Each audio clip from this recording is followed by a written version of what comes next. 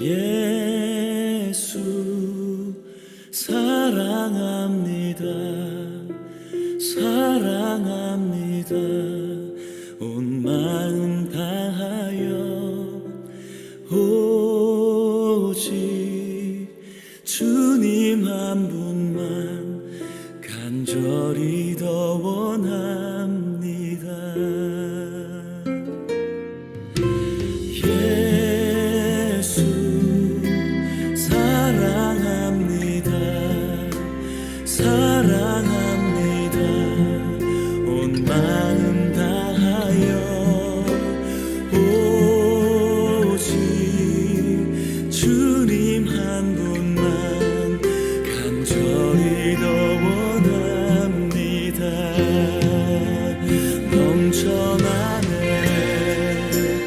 넘쳐나네 주를 향한 내 속의 갈망이 주님께로 날 이끌어 주소서. 주님을 더 원합니다.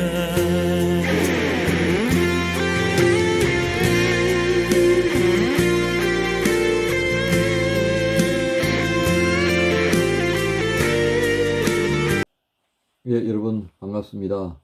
오늘 화요일 아침에 여러분들과 함께 나눌 에베소서 말씀은 6장 1절부터 4절까지 말씀입니다.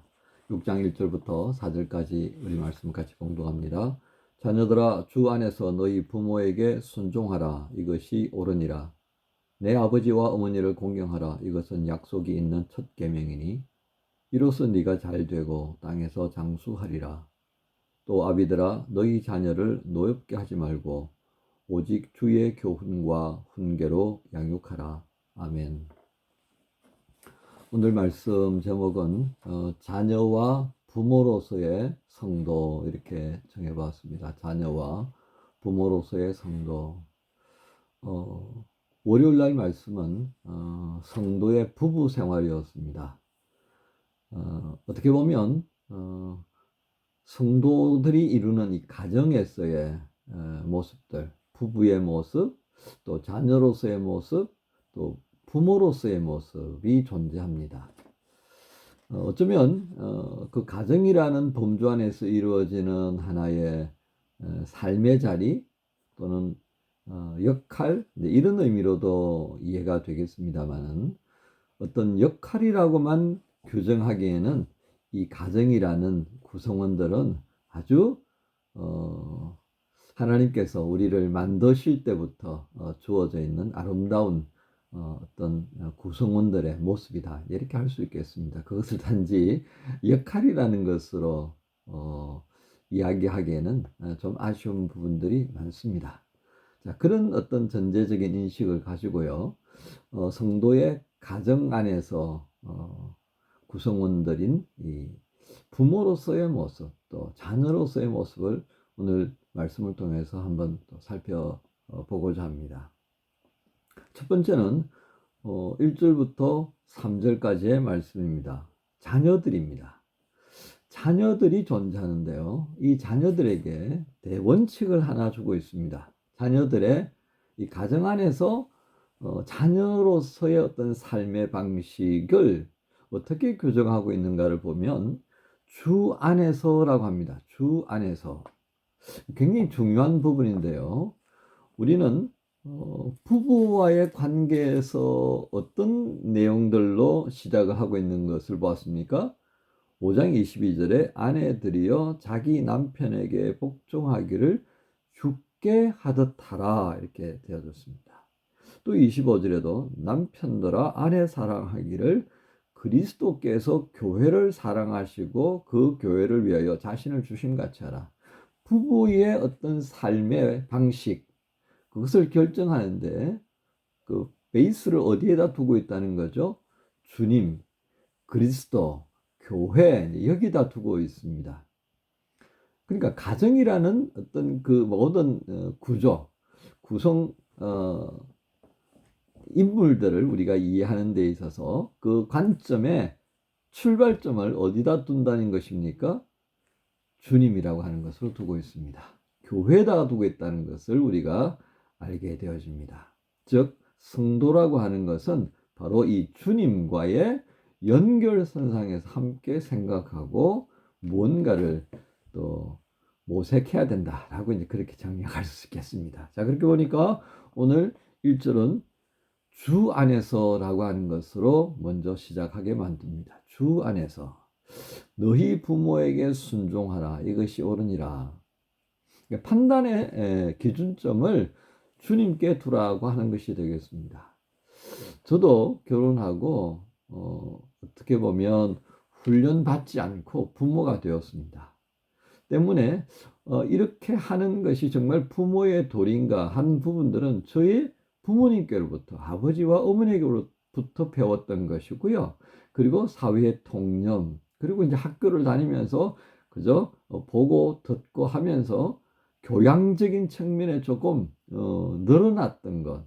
또 제가 교육학을 공부했기 때문에 그런 교육학적 측면에서 이야기되는 부분들을 가지고 부모 노릇을 하기 시작했다는 겁니다. 근데 이게 하는 것과 행하는 게 참 어렵더라고요. 특히 자식에게는 정말 그랬던 것 같아요. 그래서 오늘 이 자녀에 대한 부분들에 있어서 참 부끄러운 면들이 많습니다. 즉 자식들이 볼 때는요, 이렇게 할 수도 있을 것 같아요. A급 부모, B급 부모, C급 부모라고 볼 수 있을 것 같아요. 예. 왜냐하면 아니 제가 제 자식들을 키워도 아이 참 뒤돌아보면 이건 아닌 것 같아 하는 부분들이 있거든요. 그런데 비교하는 또 다른 가정을 보면 그들의 모습, 자녀들을 양육하는 모습이 또 다르다라고 하는 것을 느낀 부분이 있으니까요. 그래서 그런 이웃들과 한번 비교해 보면 저는 그렇게 쓱 좋은 평가를 받지는 못할 것 같다는 생각이 듭니다. 그러니까 자녀들이 볼 때 어떨 것 같아요? 그런 부모를 바라보는 눈이 다를 수 있다는 겁니다. 왜 우리 부모는 이렇게 못했지? 왜 우리 부모는 이렇게 좀 해주면 내가 더 잘 성장할 수 있을까? 이런 생각할 수 있을 겁니다. 그죠? 그런 모든 것들을 불식시키는 말씀입니다. 주 안에서라고 하는 겁니다. 그 판단의 기준을 네가 너의 부모에 대한 평가로 그렇게 헤아려서는 안 된다. 너의 어떤 호불호를 따져서 부모에게 대해서 이렇게 행동을 결정하고 저렇게 행동을 결정하는 것은 옳지 못하다라고 한다는 것입니다. 이게 굉장히 중요합니다. 그런데 그 기준을 주님께 두고 있다는 사실을 우리가 또 한번 보게 됩니다. 이 부분들은요, 또 자녀들에 대한 부분들도 똑같이 이어져 가고 있습니다. 자, 4절에 보세요. 아비들아 너희 자녀를 노엽게 하지 말고 오직 주의 교훈과 훈계로 양육하라. 자녀들이 부모를 볼 때, 부모가 자식을 볼 때 그 모든 것의 출발점을 주께 하듯 주께 주 안에서 주님의 교훈과 또 훈계로 이렇게 되고 있다는 것을 우리는 주목해 볼 필요가 있습니다. 즉 세상의 어떤 흐름을 가지고 부모를 평가하고 자식을 훈계하는 것은 적절치 않다라고 한다는 것을 우리가 여기서 먼저 좀 볼 필요가 있겠습니다. 그러면서 바울은 이 부모에게 순종하고 부모 경경의 계명을 실천하는 것 자체가 장수하는 것의 비결이라는 얘기를 하고 있습니다. 보세요. 3절에 이로써 네가 잘되고 땅에서 장수하리라. 이 젊은 친구들입니다. 자녀들이 어린 식구들도 있을 거예요. 그런데 거기에 대고 잘 되는 것, 장수라고 하는 것을 얘기하는 것이 무엇이겠습니까? 그 시대 때는 지금처럼 이렇게 60이 넘어서 산다는 것 자체가 쉽지 않았던 것입니다. 그래서 명이 긴다는 것은 하늘의 복을 받았다라고 하겠고요. 또 그의 모든 삶의 자리가 형통하게 되어진다는 것 또한 하나님께서 주시는 복에 근거하는 것이다 라고 보는 견해가 있는 것입니다. 자, 그래서 결국은 네가 잘 되고 싶지? 너 잘 되고 싶지? 그러면 그 잘 되고 싶어하는 그 마음을 어디다 써야 하느냐 하면 너를 낳고 너를 길러준 그 부모를 어떻게 하는 거예요? 주 안에서 공경하는 것, 순종과 공경을 강조하고 있다는 것입니다. 결국 이런 얘기다, 그죠? 자녀가 부모에게 잘 한다는 것은 결국 너 자신에게 하는 것과 똑같다. 왜 그럴 것 같아요, 여러분? 내 자식이 보고 배우거든요.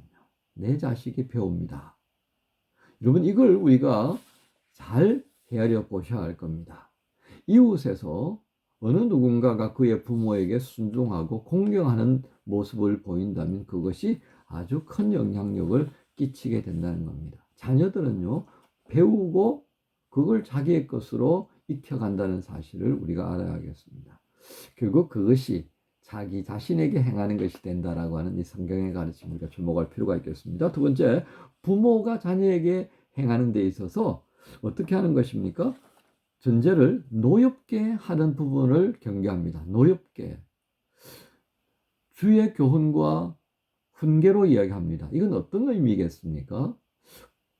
부모가 자녀에게 분노를 초래하는 이유를 가만히 제가 부모로서 한번 생각을 해보는 시간을 좀 가졌습니다. 그랬더니 자식을 이 부모가 원하는 대로 맞추어가는 방식 때문에 그렇다 싶습니다.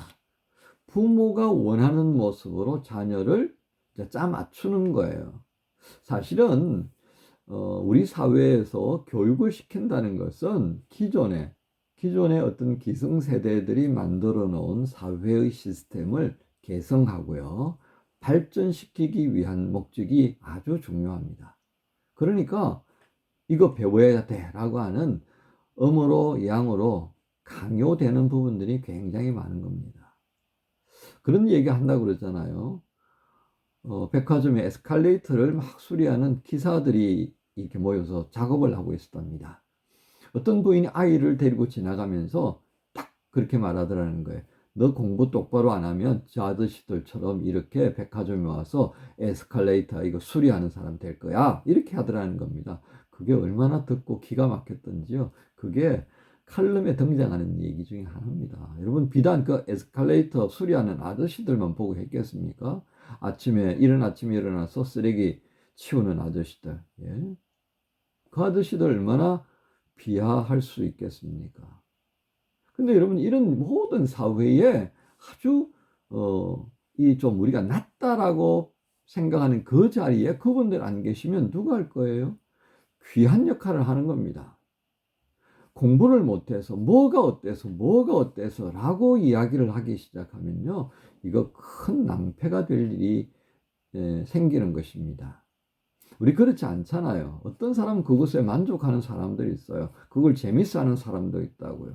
왜 꼭 공부 못해서 머리가 안 좋아서 그 일을 한다고만 우리가 봐야 합니까? 감사하는 마음을 가져야 합니다. 즉, 이 모든 것들이 공부 잘해야지, 좋은 대학 가야지, 좋은 직장 얻어야지, 이렇게 모든 것이 성공, 출세라고 하는 방식으로 한국의 부모님들이 생각하는 경향성이 굉장히 강합니다. 이걸 고치지 않고 우리가 어떻게 선진국의 이 자리를 유지할 수 있을까? 지금까지 이렇게 해오면서도 이런 위치를 점했다는 건 이건 기적이에요, 기적. 우리의 어떤 교만 때문에 된 게 아니라고요. 이건 하나님께서 주신 은혜라 생각합니다. 근데 이제 이걸 바꾸어야 될 때가 되었다 싶습니다. 언제부터요? 저의 세대, 또 우리 젊은 세대들이 이걸 바꿔가지 않으면요, 그래서 자기가 정말 하고 싶어 하는 것을 할 수 있도록 도와주는 것이 부모의 역할입니다. 이게 안 되니까요, 아이들에게 좋은 교육 아무리 시키면 뭐 하겠습니까? 그 속에 분노가 자리 잡고요, 분노 조절 장애를 겪는 이들이 얼마나 많은지 모릅니다. 그리고 우울증이 또 얼마나 많이 생겨나는 것입니까? 정세가 안 나타났을 뿐이지 우리 모두가 다 그 우울증의 정도의 차이가 있지만 가지고 있다는 것이 현대 사회의 문제를 바라보고 있는 전문가들의 견해다라고 하는 것도 우리가 주목해 볼 필요가 있습니다. 또 한 가지, 이렇게 또 하면서 과보호가 있어요. 어떤 아이가 잘못한 것에 대해서는 어떤 형태로든 징계가 있어야 합니다. 그 문제를 지적하고 그것을 그가 인식할 수 있도록 필요한 방법을 사용을 해서 그가 받아들이도록 만들 필요가 있다는 겁니다. 자기의 잘못한 것에 대해서 뭐 그럴 수 있지, 모든 것이 그럴 수 있지라고 하는 것으로 간다면 이건 방임이라고요, 방임. 그렇게 되면요, 이 위아래도 없고 그리고 누군가와 함께 협력을 하고 누군가에게 양해를 구하고 누군가와 함께 일하는 것은 상상이 어렵게 되어질 것이기 때문에 그렇습니다. 그래서 자기 잘못을 받아들이고 그것이 분노가 아니라 부끄러움이 아니라 당당하게 내가 잘못했습니다 라고 이야기하고 그리고 용서를 빌면서 용서를 받고 다시 새롭게 시작할 수 있도록 양육하는 것이 부모의 책임인데 이렇게 하지 못한다라고 하는 것이 오늘 우리의 문제입니다. 그래서 이 자녀들을 노엽게 하지 말라라고 하는 의미를 우리가 잘 헤아려야 합니다. 아이가 잘못했던 부분들을 지적했을 때 그것을 분노로 촉발시킨다면 이거 굉장히 심각한 문제일 수 있다는 겁니다. 분노가 아니라 정말 아이가 수용할 수 있는 방식으로 그의 문제를 지적하고 그리고 한 단계 더 발전할 수 있도록 지혜를 가지고 해결해내는 이 부모가 될 필요가 있는 겁니다. 아이를 분노하게 만드는 이유 여러 가지가 있습니다. 오늘 이 두 가지 내용 우리 젊은이들에게는 뭐 좀 생뚱맞은 이야기일 수도 있습니다. 그런데 분명하게 우리가 생각할 것이 있습니다. 저도 어버이로서 부모로서 훈련받지 못하는 그런 과정을 거치면서 결혼하고 아이를 낳다 보니까 부모가 되었습니다. 이제는 시대가 참 많이 바뀌어졌습니다. 얼마든지 책을 볼 수도 있고요. 얼마든지 강좌를 유튜브에서 청해 볼 수가 있는 그런 아주 다양화되어진 지식의 채널들이 존재하고 있습니다. 여러분 결혼도 하고요. 부모가 되는 일에도요. 좀 생각을 우리가 할 필요가 있습니다. 그거보다도 더 우선하는 것이 오늘 6장의 시작이 어떻게 되어집니까? 자녀들아 주 안에서라고 말씀합니다. 4절에 아비들아 오직 주의 교훈과 훈계로 이렇게 말하고 있습니다. 우리의 원칙이 세상과는 달라야 된다는 뜻을 우리에게 전하시는 겁니다. 오늘 말씀이 제목이 어떤 거라고요? 부모와 자녀로서의 가정생활입니다. 젊은 날에 여러분들이 이 말씀을 통하여서 한 번 더 가정에 대한 의미, 부부에 대한 의미, 자녀의 의미, 부모로서의 의미, 그 구체적인 면들을 한 번 더 생각해 볼 수 있는 기회를 가지라고 주님께서 당부해 주십니다. 이 기회를 놓치지 않기를 바라면서 우리 주님 예수님의 이름으로 모두를 축복합니다. 하나님 감사합니다. 성도로서 부부가 되고 성도로서 자녀가 되고 성도로서 어버이로서의 삶을 살아갑니다. 이 삶이 이루어지는 가정의 모습을 주님께서도 한번 제시해 주셨습니다. 오늘 주시는 말씀을 통하여서 우리 각자가 가정의 구성원으로서 특별히 성도로서 주님이 함께 머물기를 원하시는 성전되는 자, 그리스도의 몸으로서의 가치를 높일 수 있는 그런 가정을 이룰 수 있도록 부부의 모습, 자녀의 모습, 어버이로서의 모습을 헤아려 보게 해주시고 지혜를 주셔서 이것을 온전히 주님 기쁨 드릴 수 있는 가정을 만들어 갈 수 있도록 인도해 주옵소서. 감사합니다. 예수님의 이름으로 기도합니다. 아멘. 예수 사랑합니다. 사랑합니다. 온 마음 다하여 오직 주님 한 분만 간절히 더 원합니다. 넘쳐나네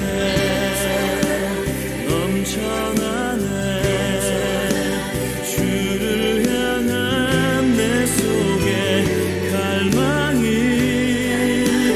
주님께로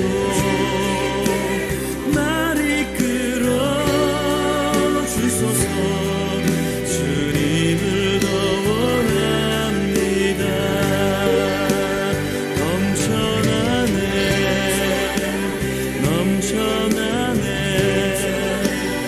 주를 향한 내 속에 갈망이 주님께로 날 이끌어 주소서. 주님을 더 원합니다.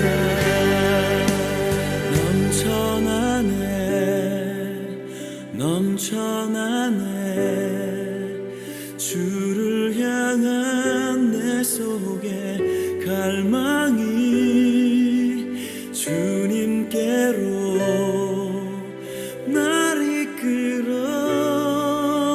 주옵소서. 주님을